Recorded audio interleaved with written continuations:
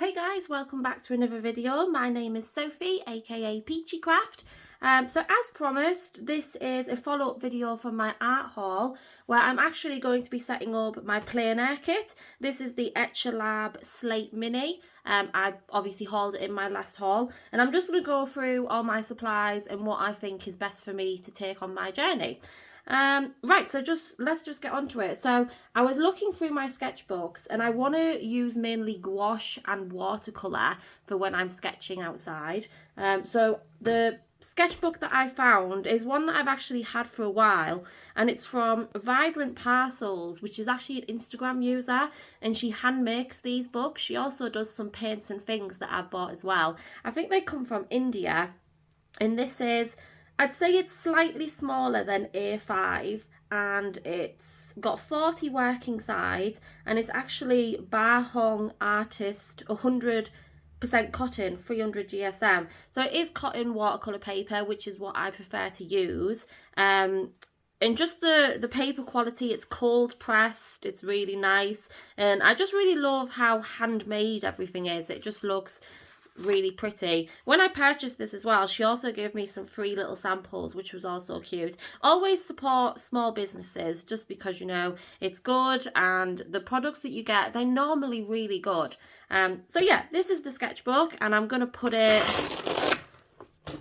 I think, in this nice Velcro pouch. And I've also put in there as well that Bockingford Jackson's watercolour paper, just because it wasn't my favourite in the haul, but when I actually retested it, the colours actually blended together a lot more. When I first initially used it, the paper was really patchy. It was as if it had like an oily substance and the watercolour was rejecting in certain areas.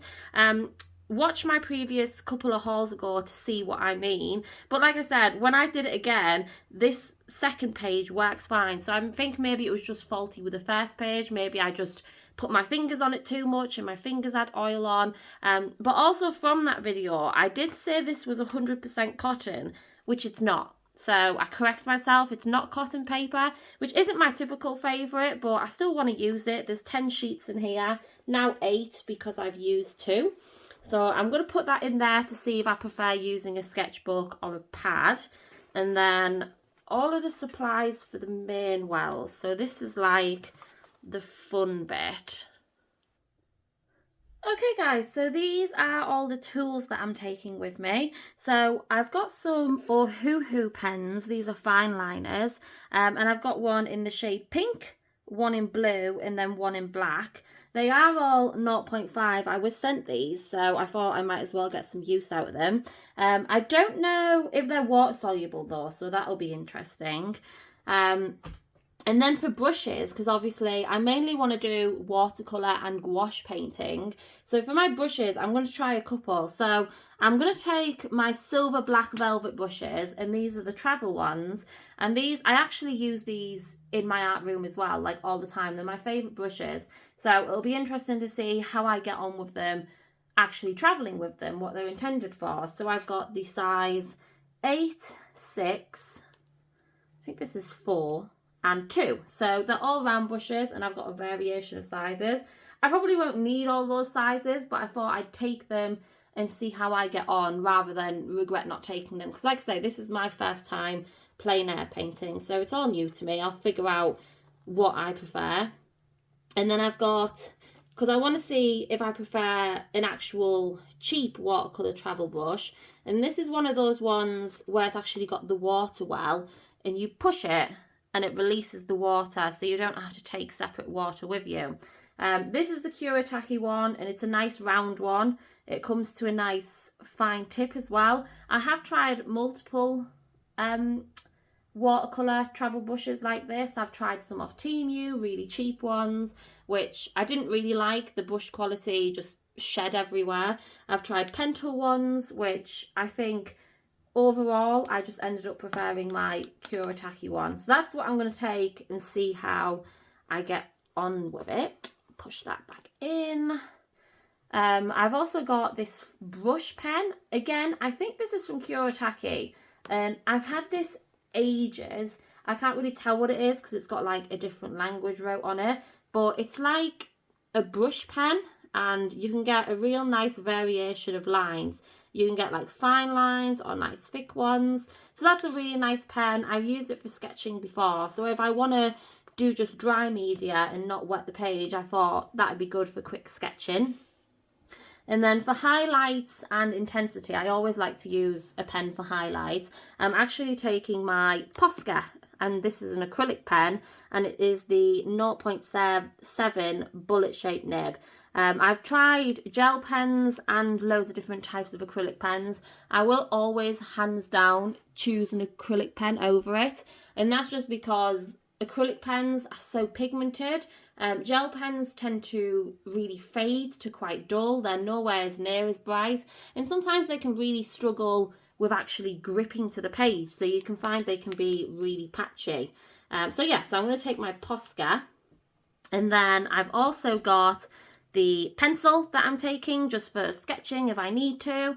This is the Helix Oxford erasable pencil, and these actually come in a pack. I got it off Amazon. It was super cheap. It was around £3 to £4, and there's 12, I think it was 12 colours in the pack, all different colours. The reason I got these is it's erasable, quite comparable to the Prismacolor Colour Erase. I live in the UK, so they're really hard to get in the UK, and they're also really expensive. And like I say, these are so cheap. You get loads of different colours and they work really well. I've never tried the Colour Erase, but these work great for me, and they're nice and affordable. So that's what I use. Just bob that back in there. And then I'm taking my rubber. This is Crater Colour. I think it's from Caran d'Ache, just really basic. It was only a couple of quid. And then in case I need to sharpen my pencil, I've also got my brass pencil sharpener. I find brass ones work best. They're cheap and they work great, so that's what I buy. I've used the plastic cheaper ones before, and they just destroy your pencils, so that's the one I use. And then for fine lining, I've got these ohuhu pens, but I also wanted to make sure I definitely have something that's permanent ink that won't smudge. So this is my Lamy fountain pen, and it's actually a medium nib. I've used this a lot. This is a really well-loved pen, and it's actually filled with black ink that is waterproof. So I'll definitely be able to use it with my watercolour.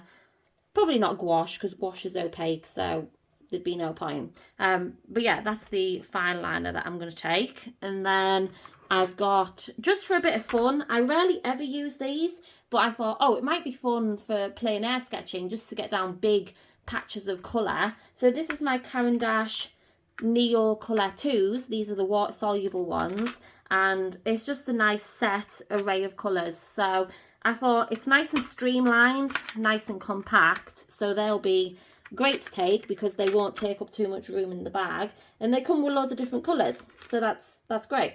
So I'm going to take them as well, see how I get on with them. And then for actually storing my water, like I say, I'm going to try this brush pen, but for the other brushes that actually require water, I'm going to take a collapsible cup. This is actually a dog one that I got free from obviously tails.com when I purchased dog food. I was going to take my Faber-Castell one, but when I put it in and I closed everything up, it made the bag way too bulky. As you can see, this is really thick and it's hard plastic, so you can't squash it down. Whereas this Tails one, it's really thin anyway. I mean, look at the difference in comparison. Like, it's just night and day. So that one, it's just going to be a lot more compact, I think. So I'm going to take that one over this one. And then just for cleaning my brushes, because I do that a lot when I'm out wiping excess paint off, I'm going to take, this is a cut up tea towel. I have loads of these when tea towels get really old, and I just use them whenever and wherever. So that's what I'm going to take. And then for paints themselves, I actually set up a dry gouache palette. This is the Schminker Whiskey tin, I think it's called, and I've just got 8 colours in there. I've not used this palette in a while, so I thought, well, I might as well get some use out of it for gouache, because it is actually quite an expensive palette to buy it with the paints. It's around £70. It's got a well here, which is where the water is stored. And then this little thing here is like a lid, and that's where you tip the water. I do find though, once the lid's on, it's so easy to come off. So if you do have this palette, just be careful because it just falls off really quickly. And that's filled with Holbein dry gouache. And then I've also got my Stay Wet palette as well. Now, I love this palette. I think it's really good. The paints in it, I've had this probably a year and the paints are still wet. Yes, I spray them when I use it, but most of them are still quite wet. And again, this is filled with Holbein gouache because it's just my favourite gouache that I use. I don't think I'm going to take this one this time because I want to test this Holbein dry gouache, but I probably will definitely take it in the future. Let me know if you would like a comparison of dry gouache compared to obviously wet gouache when obviously plein air painting, because that might be interesting to see if there's any differences or if it's quite comparable. Then for watercolour palettes, I'm going to take two, and these are actually art toolkits. Now, I absolutely love art toolkits. They're so slim and compact, and you actually can fit quite a lot in them. So this is my black one. I think it's maybe the folio palette. And I've just got loads of different wells in here.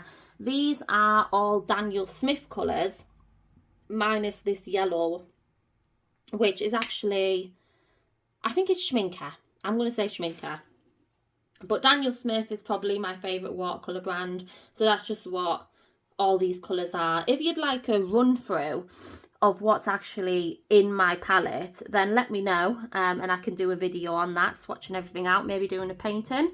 And then I also, because I'm subscribed to Art Toolkit's newsletter, they send out like cool little palette setups, and this is, look how tiny and adorable this is. It's so cute. This is the smallest palette. It might be called, I think it's called Demi maybe, but in here I've just got 6 pans, and this was a setup they sent, which I thought looked interesting, and it's just cool and warm primaries. So again, this is all Daniel Smith, except this orangey red is Holbein, just because it's not really a colour that I use very often, so I don't actually own a Daniel Smith one. I think that one might be Vermilion. So yeah, so that's everything I'm taking. I'll let you know how I get on with everything, because obviously this is my first time plein air painting, and we'll just go straight to the demo, and then at the end of the video we'll catch up to let you guys know my thoughts.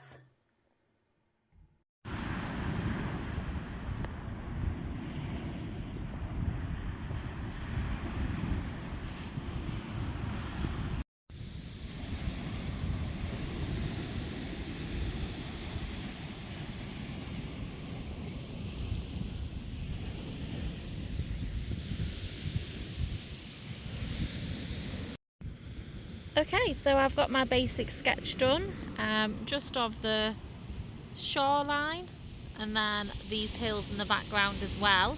And I've just pulled my watercolours out. I think I'm going to hold the palette and I'm just going to start painting.